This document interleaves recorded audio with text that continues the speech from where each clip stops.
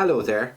Only a little while ago I was talking about Samhain and investigating the dark side of life. And within a week, Trump has become president. And I've been watching social media, I've been listening to people chatting. Even this morning, Katie Hopkins is going to be on our Late Late Show tonight, and a lot of people are complaining.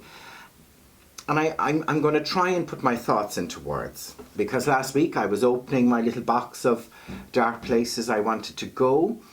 And this week I just want to say to people, be very, very careful around this time, because a lot of this is media driven. You know, I do puppet shows, I make puppets, I create the characters, I build the story, and I perform the show.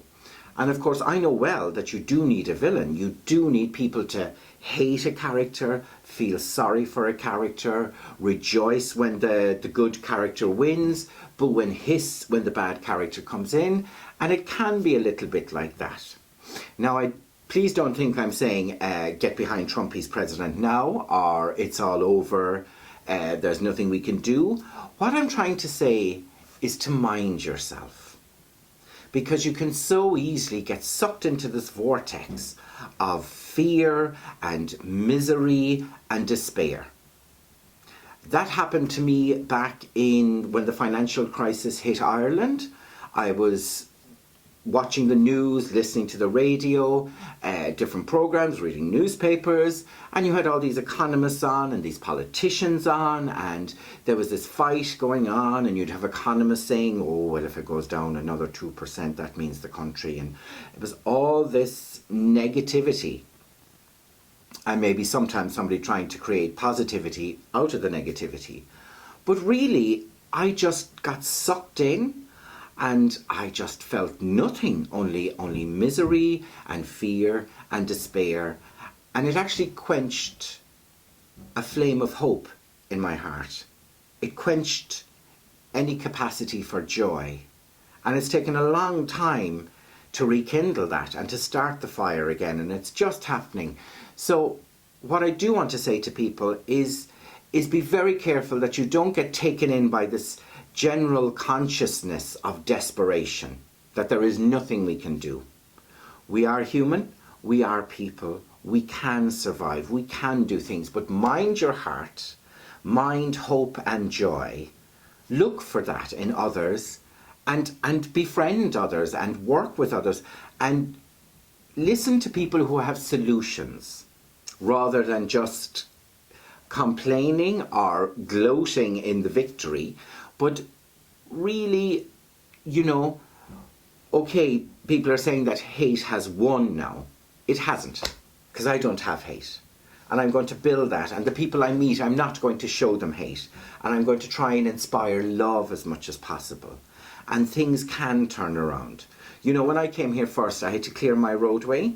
And there was trees, sallies, that had been growing for maybe 8 years that I had to cut down to get to the house. And once they were cut right down to the ground, they started growing again. There's shoots now about 3 feet tall that I'm hopefully going to dig up the root and plant it somewhere else. But it didn't stop. It never saw failure as an option. It never saw defeat as an option. It kept growing. And I think that's what nature is amazing.